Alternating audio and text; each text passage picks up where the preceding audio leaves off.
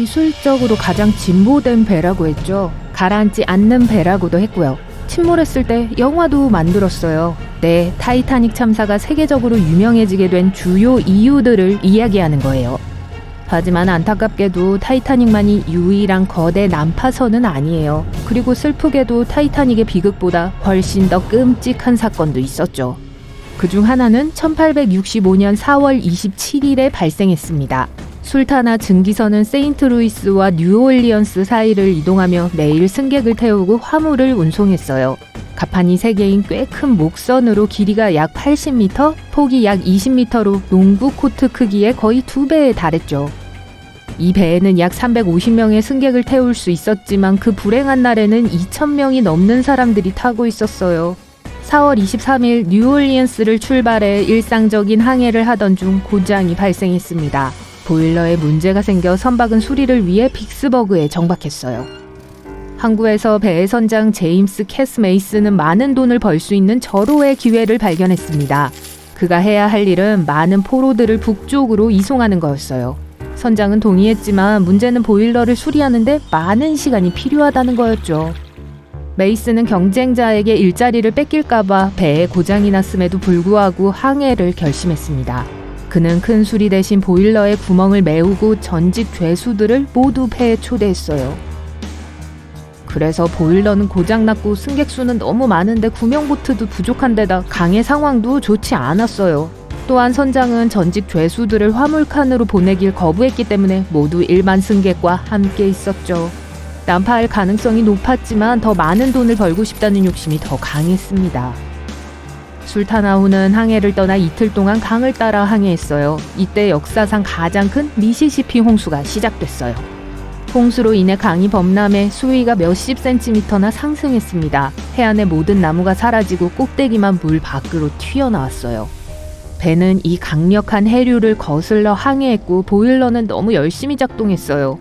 4월 26일 저녁, 술타나우는 테네시주 멤피스에 도착했고 더 많은 사람과 짐을 실었습니다. 설탕 120톤과 승객 200명을요.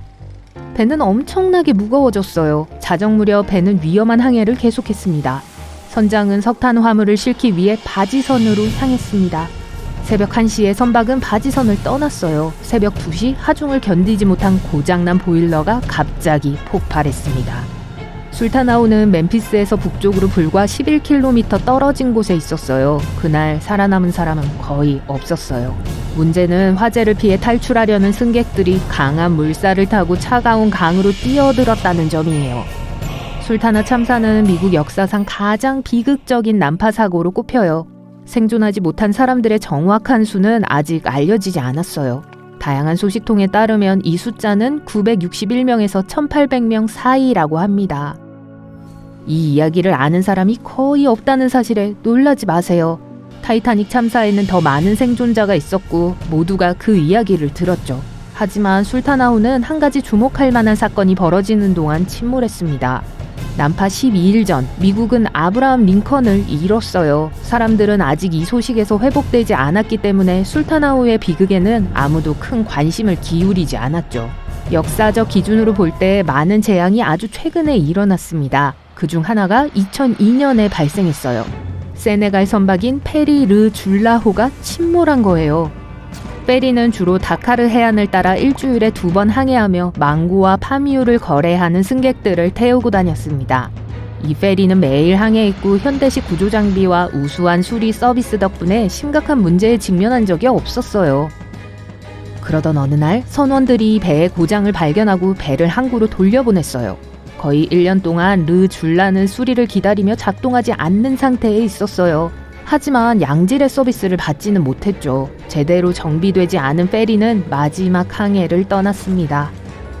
2002년 9월 26일 세네갈 남부와 다카르 사이를 항해하던 르 줄라호는 밤 11시에 강한 폭풍우가 시작된 감비아로 향했어요. 바람으로 인해 높은 파도가 일어났지만 승선 인원이 정원을 초과하지 않는 한 대형 여객선에는 큰 문제가 되지 않았어요. 르 줄라는 약 500명의 승객을 태울 예정이었지만 그날은 더 많은 승객이 탑승했습니다. 승객은 너무 많았고 수리가 제대로 되지 않은 데다 강한 폭풍으로 인해 배에 심각한 문제가 발생했어요. 하지만 난파의 주된 요인은 르 줄라호가 연안 해역 항해용으로만 건조되었다는 점이었어요. 하지만 그날은 해안에서 멀리 떨어진 곳에서 항해했어요. 큰 파도가 배를 흔들기 시작했고 어느 순간 배가 뒤집어졌어요. 배의 가파는 물속으로 잠기고 아래쪽 부분이 빙산처럼 수면 위로 떠올랐습니다. 선실에 앉아있던 승객들은 모두 천장으로 떨어졌고 그 안에서 방향을 잃었죠. 배의 선체에는 구멍이나 손상이 없었고 하부 가판에는 오랫동안 물이 넘쳤어요.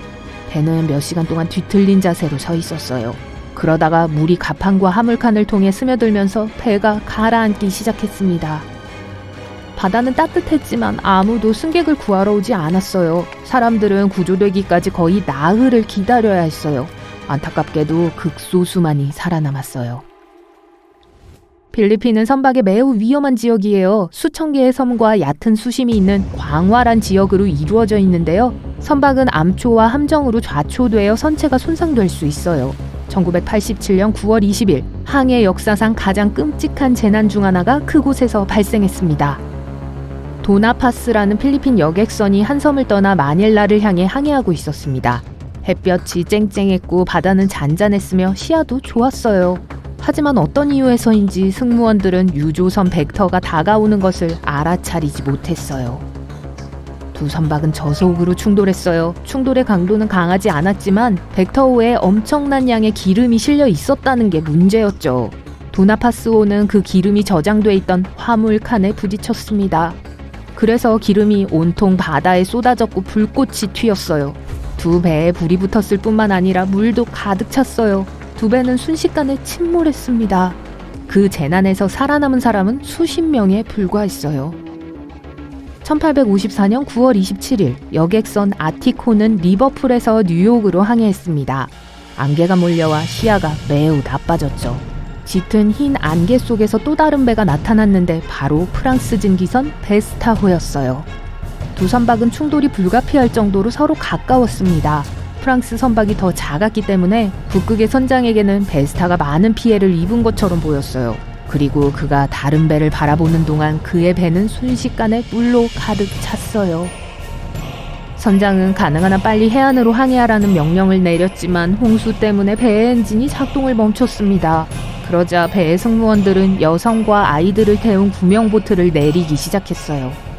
하지만 구조대원들이 사람들이 탄 구명보트를 발견했을 때 400명 중 승무원 65명과 승객 22명 등 87명만 생존한 것으로 밝혀졌습니다.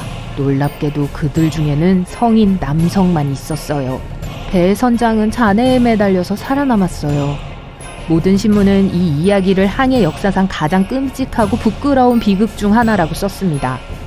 생존자들은 여성과 어린이를 구하지 않았다는 이유로 비난을 받았고 승무원들은 승객의 안전이 선원의 안전보다 우선시되어야 한다는 이유로 법 위반 혐의로 고발당했습니다.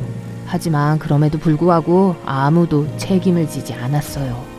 안타깝게도 오늘날까지 난파 사고는 여전히 발생하고 있지만 다행히도 최신 항법 시스템과 레이더 덕분에 이전보다 줄어들고 있습니다. 하지만 어떤 기술도 초강력 폭풍이나 아무도 예측할 수 없는 비상사태가 발생하지 않는다고 보장할 수는 없어요.